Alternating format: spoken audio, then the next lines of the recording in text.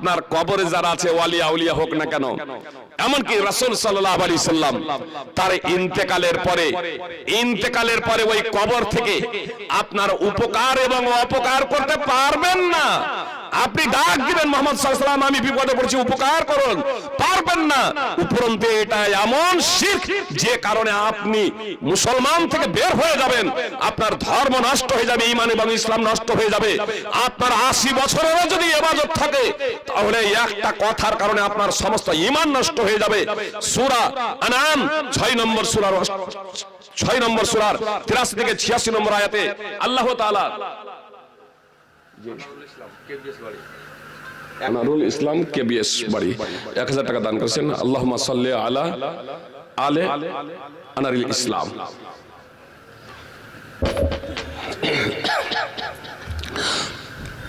কি বলছিলাম যে শিরক, সূরা আনাম 6 নম্বর সূরার 83 থেকে 86 নম্বর আয়াতে আল্লাহ তাআলা 18 জন বিশিষ্ট নবী রাসূলের কথা উল্লেখ করেছেন। অতঃপর 88 নম্বর আয়াতে আল্লাহ তাআলা বলছেন ওয়ালা ওয়াশরাকুল হাবিতা আনহুম মা কানু ইয়ামালুন। এই 18 জন নবী রাসূল যদি শিরক করত তাহলে সমস্ত আমল বিনষ্ট হয়ে যেত, সমস্ত আমল নষ্ট হয়ে যেত। সূরা জুমার 39 নম্বর সূরার 65 নম্বর আয়াতে আল্লাহ তাআলা বলেছেন মুহাম্মদ সাল্লাল্লাহু আলাইহি ওয়াসাল্লাম আপনার কাছে ওহী করা হয়েছে এবং আপনার পূর্বে যতগুলো নবী রাসূল ছিলেন প্রত্যেকের কাছে এই বার্তা দেওয়া হয়েছিল, যদি তুমি শিরক করো তোমার সমস্ত আমল নষ্ট হয়ে যাবে, তোমার সমস্ত ভালো কাজ নষ্ট হয়ে যাবে এবং অবশ্যই তুমি ক্ষতিগ্রস্তদের অন্তর্ভুক্ত হবে। সুপ্রিয় ভাই এবং বোন, শিরক এমন অপরাধ যে জীবনের সমস্ত ভালো আমল নষ্ট হয়ে যাবে। এজন্য যদি জীবনে যদি শিরক হয়ে থাকে, এর জন্য বেঁচে থাকতে আল্লাহ তাআলার কাছে ক্ষমা প্রার্থনা করুন। অন্যথায় শিরকের অবস্থায় মরে গেলে আল্লাহ তার জন্য জাহান্নাম ঘোষণা করেছেন এবং আল্লাহ ওই শিরককারীকে ক্ষমা করবেন না। সূরা নিসা 4 নম্বর সূরার 48 এবং সূরা মাইদা 5 নম্বর সূরার 72 নম্বর আয়াত দ্রষ্টব্য। সুপ্রিয় ভাই এবং বোন, আমি আপনাদের বলছিলাম মুশরিকরাও বিপদে পড়লে আপনার আল্লাহর কাছে প্রার্থনা করত। আর আমরা কেউ বলতে পারেন এখানে কাজী সাহেব আমরা আসলে আহলে হাদিস, আমরা ওই কবরেও যাই না আর জ্যোতিষীর কাছেও যাই না, কবরেও যাই না, জ্যোতিষীর কাছেও যাই না, তো আমাদের শিরক নেই। কথা খুব মনোযোগ দিয়ে শুনুন। আমরা শুধু ওটাকেই শিরক ভেবেছি, ওটাকেই শিরক ভেবেছি। কথা খুব মনোযোগ দিয়ে শুনুন। আব্দুল্লাহ ইবনে মাসউদ রাদিয়াল্লাহু তাআলা আনহু একদা তার স্ত্রীর গলায় ধাগা দেখতে পেলেন, ধাগা। আমার মা বোনেরাও বিভিন্ন জায়গায় কখনো মসজিদের ইমামের কাছেও আবার চলে যান, হয়তো কোনো ইমাম ওয়াজ আনতে কিছু তাবিজ দিয়ে দেন, শালপাতা পড়ে দিয়ে দেন, বাঁশের পাত পড়ে দিয়ে দেন, যে এগুলো শিরক, ধাগা পড়ে দিয়ে দেন, এগুলো শিরক। যায়েনব রাদিয়াল্লাহু তাআলা আনহা বলছেন আব্দুল্লাহ ইবনে মাসউদ রাদিয়াল্লাহু তাআলা আনহু তার স্ত্রীর গলায়, যায়েনবের গলায় একটা ধাগা দেখলেন, ধরে সঙ্গে সঙ্গে ছিঁড়ে ফেলে দিলেন আর বললেন আমি রাসূল সাল্লাল্লাহু আলাইহি সাল্লামকে বলতে শুনেছি ইন্নার রুকা ওয়াত তামাইমা ওয়াত তাওয়ালাতা শিরক, নিশ্চয় কুফর শিরক দ্বারা ঝাড়ফুঁক করা, তন্ত্র মন্ত্র দ্বারা ঝাড়ফুঁক করা এবং মাদুলি হলো শিরক।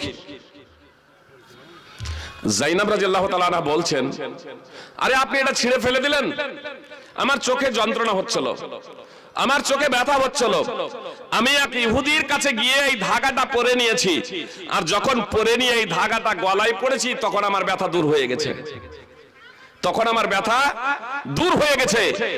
তো আব্দুল্লাহ ইবনে মাসউদ রাদিয়াল্লাহু তাআলা আনহু বলছেন যাকা আমালুশ শয়তান, এটা শয়তানের কর্ম ছিল। আসলে যে তোমার চোখের অসুখ হয়েছিল এমনটি না, আসলে তোমার চোখে অসুখ হয়েছিল এমনটি না, আর তুমি মিথ্যা কথা বলছো এমনও না, আসলে তুমি চোখের যন্ত্রণা অনুভব করেছো, যাকা আমালুশ শয়তান, আসলে সেটা শয়তানের কর্ম ছিল। আর তুমি নিজেই যখন শয়তানি কর্মটা করতে শুরু করে দিয়েছো, এই মাদুলি ঝুলিয়ে নিয়েছো, ধাগাটা বেঁধে নিয়েছো, তো এই ধাগাটা বেঁধে নেওয়ার কারণে তোমার যে তুমি যে শিরক করতে শুরু করেছো, শয়তান বলছে আমার কাজ তো এখন নিজেই শুরু করে দিয়েছে, তো শয়তান তোমার কাছ থেকে চলে গেছে। কখনো কখনো বাতিল পন্থায়ও কিছু উপকার হয় আর এতেই মানুষ ধোঁকায় পড়ে যায়। সুপ্রিয় ভাই এবং বোন, কখনো এটা করবেন না। আব্দুল্লাহ ইবনে মাসউদ রাদিয়াল্লাহু তাআলা আনহু বলেন, ওই বাতিল পন্থায় ওই শিরক না করে তুমি যদি তার পরিবর্তে এই কথাটা বলতে, আযিবিল বাস রব্বান নাস ইশফি আনতা শাফি লা শিফা ইল্লা শিফাউকা লা ইউগাদিরু সাকামা, তাহলে তোমার ওই চোখের ব্যথা দূর হয়ে যেত, শয়তান চলে যেত। সুনানে আবি দাউদ হাদিস নম্বর 3883। সুপ্রিয় ভাই এবং বোন, আমাদেরকে শিরক থেকে বেঁচে থাকতে হবে। আহলে হাদিস সমাজেও কিন্তু এই শিরক প্রায় ছিয়া আছে। আর একটা বলি, কেউ বলবেন ফাইজি সাহেব আমরা তো ধাগা টাকা এ সব কিছু পড়ে নাই। কথা খুব মনোযোগ দিয়ে শুনবেন। আজকে কি বার? শনিবার। প্রত্যেক সোমবার এবং প্রত্যেক বৃহস্পতিবার জান্নাতের দরজাসমূহ খুলে দেওয়া হয়। তুফতাহু আবওয়াবুল জান্নাহ, জান্নাতের দরজাসমূহ প্রত্যেক সোমবার এবং বৃহস্পতিবার খুলে দেওয়া হয়। প্রত্যেক সোমবার এবং বৃহস্পতিবার জান্নাতের দরজাসমূহ খুলে দেওয়া হয়। আর তারপরে আল্লাহ প্রত্যেক তার সেই বান্দাকে ক্ষমা করে দেন যেই বান্দা আল্লাহর সাথে কোনো কিছুকে শরীক করে নাই। তবে ওই দুইজন ব্যক্তি ছাড়া, ওই দুইজন পুরুষ ও মহিলা ছাড়া যারা দুজনে আপোষে শত্রুতা পোষণ করেছে, যারা দুজনে আপোষে বিদ্বেষ পোষণ করেছে, বলা হয় আনজিরু হাযাইনি হাত্তা ইয়াস্তালিহা, এদের দুজনকে অবকাশ দাও, এদের দুজনকে ছেড়ে দাও। এখন এদের ক্ষমা করা হবে না যতক্ষণ না তারা নিজেরা নিজেদের সংস্কার সংশোধন করে নেবে, যতক্ষণ না নিজেরা নিজেদের সমঝোতা করে নেবে, যতক্ষণ পর্যন্ত দুইজন ব্যক্তি, দুইজন পুরুষ, দুইজন মহিলা একে অপরের সাথে, পুরুষ পুরুষ হোক অথবা মহিলা মহিলা হোক, অথবা স্বামী স্ত্রী হোক অথবা বাপ বেটা হোক, অথবা মা বেটি হোক, মা ও কন্যা, পিতা পুত্র, অথবা যায় যায়, অথবা যায় ননদে, অথবা ভাই ভাই, অথবা ভাই বোনে, অথবা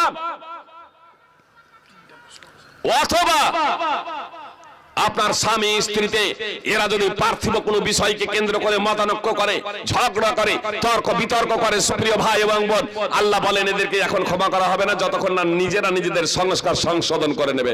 এদেরকে ছেড়ে দেওয়া হয় সুপ্রিয় ভাই এবং বোন প্রত্যেক বৃহস্পতিবার এবং প্রত্যেক সোমবারে জান্নাতের দরজাসমূহ খুলে দেওয়া হয়।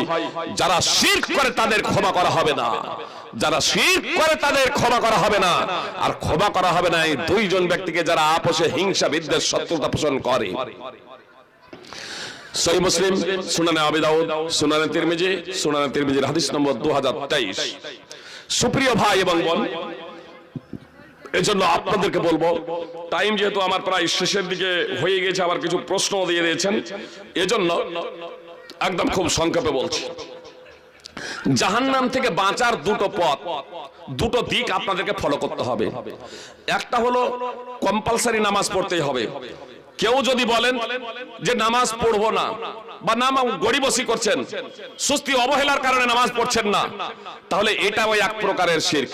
তার কারণ প্রবৃত্তিকে প্রাধান্য দিচ্ছেন। আল্লাহ বলছেন আর আইতা মানিত তাকাজা ইলা ওয়া হাওয়া, আর আইতা মানিত তাকাজা ইলা ওয়া হাওয়া। মুহাম্মদ সাল্লাল্লাহু আলাইহি সাল্লাম তুমি কি তাকে দেখোনি যে নিজের প্রবৃত্তিকে ইলা বানিয়ে নিয়েছে, উপাস্য বানিয়ে নিয়েছে? সূরা ফুরকান 25 নম্বর সূরার 43 নম্বর আয়াত। সুপ্রিয় ভাই এবং বোন, তো এখানে আল্লাহ স্পষ্ট ভাবে বললেন যে তুমি কি তাকে দেখোনি, তার সম্পর্কে অবগত নাও যে নিজের প্রবৃত্তিকে এলা বানিয়ে নিয়েছে। অত্র আয়াতের তাফসিরে ইবনে আব্বাস রাদিয়াল্লাহু তাআলা আনহু বলছেন যে মুশরিকরা এক যুগ ধরে একটা সাদা পাথরের উপাসনা করত। যখন তার থেকে একটা ভালো পাথর দেখতে পেত, তখন ওই পাথরটাকে ছেড়ে দিয়ে ভালো পাথরের উপাসনা শুরু করে দিত। সুপ্রিয় ভাই এবং বোন, যার উপাসনা করা হয় সে হলো উপাস্য, যার ইবাদত করা হয় সে হলো মাবুদ। তো এখানে পাথরের উপাসনা করা হচ্ছে। তা আল্লাহ বলতেন পাথরের কথা, যে পাথরকে উপাস্য বানিয়ে নিয়েছে, তুমি কি তাকে দেখো নাই যে পাথরকে উপাস্য বানিয়ে নিয়েছে? কিন্তু এ কথা না বলে আল্লাহ কি বললেন, তুমি কি তাকে দেখো নাই যে নিজের প্রবৃত্তি নাফসানি খায়সাতকে উপাস্য বানিয়ে নিয়েছে?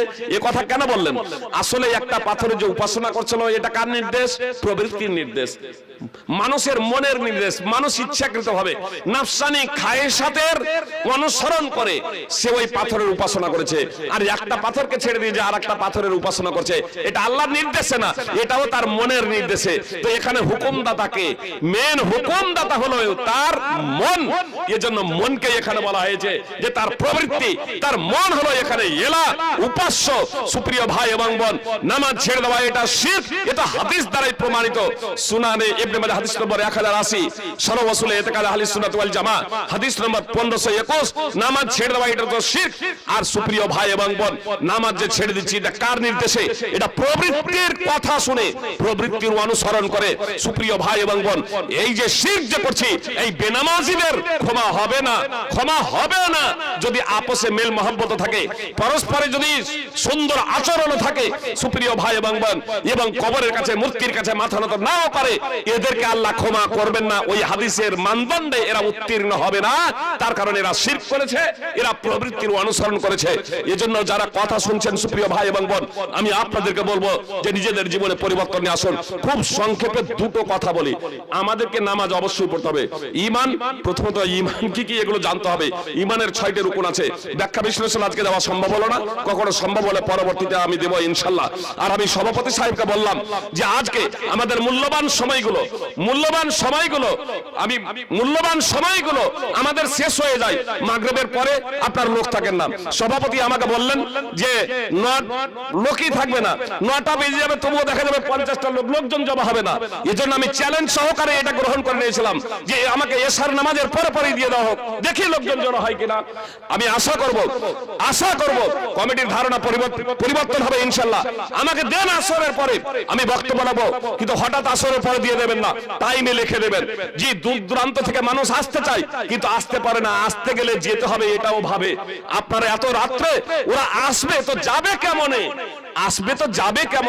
সাইকেলে, মোটর সাইকেলে ঠান্ডার সময় যেতে পারবেন না। আপনি যখন টাইম উল্লেখ করবেন আসরে, আমি এটা আমাকে দিয়ে বুঝালাম, আমি শুধু না, কাবার ইমামও যদি আসেন আর টাইম যদি উল্লেখ যদি না করেন, তাহলে কিন্তু লোকজন জমা হবে না। মনে করবেন কাবার ইমামকে ডেকেছেন মানে রাত্রি 1টাতে দেবেন, হবে না লোকজন। টাইম উল্লেখ করতে হবে এবং প্রথমেই ভালো আলোচক দেন। প্রথমে আসলে আমরা ভালো আলোচক দিচ্ছি না, ফলে লোকজনও উপস্থিত হচ্ছে না। তো আমাদেরও কিছু ত্রুটি আছে, আমরা নিজেরা সংস্কার এবং সংশোধন করে নিই। সুপ্রিয় ভাই এবং বোন, আমি দুটো কথা বলবো আপনাদের। শুধু নামাজ, রোজা, হজ, যাকাত করলেই হবে না। প্রথমত আপনাদের বলি, নামাজ, রোজা, হজ, যাকাত এগুলো আমাদের করতে হবে। যার উপরে ফরজ হয়ে গেছে, নামাজ ফরজ হয়ে গেছে, নামাজ পড়তে হবে। রোজা ফরজ হয়ে গেছে, রোজা করতে হবে। আপনার যাকাত ফরজ হয়ে গেছে, যাকাত দিতে হবে। হজ ফরজ হয়ে গেছে, হজ আদায় করতে হবে। যা ফরজ হয়ে যাবে তাই আপনাকে করতে হবে। সুপ্রিয় ভাই এবং বোন, জাহান্নামে যারা যাবে সাকার নামক, জিজ্ঞেস করা হবে মা সালাকাকুম ফি সাকার, তখন তারা বলবে ক্বালু লাম নাকুন মিনাল মুসাল্লিন, সাকার নামক জাহান্নামে তোমাদের কিসে নিক্ষেপ করেছে? তখন তারা বলবে আমরা নামাজি ছিলাম না। সূরাতুল মুদ্দাসির 74 নম্বর সূরার 42 এবং 43 নম্বর আয়াত। যারা 5 ওয়াক্তের নামাজ পড়ে না, যে সমস্ত ভাই বোনেরা, তারাকে জিজ্ঞেস করেন যে আপনি নামাজি না বেনামাজি? তারা নিজেরাই বলবে আমরা বেনামাজি। সবাই বলবে বেনামাজি। 5 ওয়াক্তের যে নামাজি নামাজ বলবে আমি বেনামাজি। সুপ্রিয় ভাই এবং বোন, ও বেনামাজি। তো বেনামাজি জাহান্নামে যাবে, এটা আমার কথা না, আল্লাহ কোরআনে বলেছেন। মুহাম্মদ সাল্লাল্লাহু আলাইহি সাল্লাম তার অবিয়বখ নিঃসৃত বাণীতে বলেছেন। সুপ্রিয় ভাই এবং বোন, এই বেনামাজিদেরকে নামাজি বানানোর জন্য আমাদেরও দায়িত্ব এবং কর্তব্য আছে, কঠোর পরিশ্রম করতে হবে। সুপ্রিয় ভাই এবং বোন, কথা যারা শুনছেন তারা আজ থেকে নামাজি হয়ে যাওয়ার সিদ্ধান্ত গ্রহণ করুন, নামাজি হয়ে যাওয়ার সিদ্ধান্ত গ্রহণ করুন। সুপ্রিয় ভাই এবং বোন, যে আজকেই নিজেদের জীবনে নামাজ প্রতিষ্ঠিত করব। আর নামাজ শুধু পড়লেই হবে না, নামাজ, রোজা, হজ, যাকাত এগুলো তো করতে হবে, এগুলোকে আবার টিকিয়ে রাখতে হবে। মানে নামাজ পড়বো, মিথ্যা কথা বলবো না, নামাজ পড়বো, চুরি করবো না, নামাজ পড়বো, কারোর সাথে প্রতারণা করবো না, ধোঁকাবাজি করবো না, নেশাদার দ্রব্য সেবন করবো না। তারপরেও জেনে রাখুন যে কারো দ্বারা যদি চুরি হয়ে যায়, কারো দ্বারা যদি আপনার নেশাদার দ্রব্য সেবন হয়ে যায়, কারো দ্বারা যদি পাপ যদি হয়ে যায়, আল্লাহর কাছে ক্ষমা করবেন। আল্লাহ তাআলা ইচ্ছা করলে ক্ষমা করতে পারেন। তাহলে জেনে শুনে পাপ না করার সিদ্ধান্ত গ্রহণ করবেন। তার কারণ জীবনের কোনো গ্যারান্টি নেই। আপনি নেশাদার দ্রব্য সেবন করতে যাচ্ছেন, ওই মুহূর্তে মৃত্যু হয়ে গেল, জি হতে পারে। আপনি চুরি করতে যাচ্ছেন, মৃত্যু হয়ে গেল। আপনি জিনা ব্যভিচার করতে আছেন, ওই সময় আপনার মৃত্যু হয়ে গেল, হতে পারে। এই জন্য পাপের ধারে কাছেও কখনো যাবেন না। সুপ্রিয় ভাই এবং বোন, আপনাকে ভালো কাজগুলো করতে হবে। তবে আপনি কাউকে মারবেন না, কাউকে হত্যা করবেন না, কাউকে গালমন্দ করবেন না, কারো রক্তপাত করবেন না। জি, তার কারণ আল্লাহ রাসূল সাল্লাল্লাহু আলাইহি সাল্লাম বলছেন যে সাহাবায়ে কেরামদের কথা বললেন, তোমরা কি জানো আমার উম্মতের মধ্যে সবথেকে দরিদ্র নিঃস্ব ব্যক্তিকে? তখন সাহাবায়ে কেরাম বললেন, মাল্লা দিরহাম লাহু ওয়ালা মাতা, যার টাকা পয়সা নয়, ধন সম্পদ নাই, সেই হলো সবথেকে দরিদ্র নিঃস্ব ব্যক্তি। তখন আল্লাহ রাসূল বললেন, রাসূল সাল্লাল্লাহু আলাইহি সাল্লাম বললেন, আপনারা সাল্লাল্লাহু আলাইহি সাল্লাম বলবেন, যে কোনো বক্তার মুখে মুহাম্মদ সাল্লাল্লাহু আলাইহি সাল্লাম নাম শুনবেন, সাল্লাল্লাহু আলাইহি সাল্লাম বলবেন। কেন? মুহাম্মদ সাল্লাল্লাহু আলাইহি সাল্লামের নাম শুনে যে দরুদ পড়ে না, সাল্লাল্লাহু আলাইহি সাল্লাম বলে না, সে হলো মুহাম্মদ সাল্লাল্লাহু আলাইহি সাল্লামের বাণীতে কৃপণ। মুহাম্মদ সাল্লাল্লাহু আলাইহি সাল্লামের নামে যে একবার দরুদ পাঠ করে, আল্লাহ তার উপরে 10 বার রহমত বর্ষণ করেন, তার 10টি মর্যাদা বৃদ্ধি হয়। সুপ্রিয় ভাই এবং বোন, এর বিশেষ ফজিলত এবং মাহাত্ম্য রয়েছে। এজন্য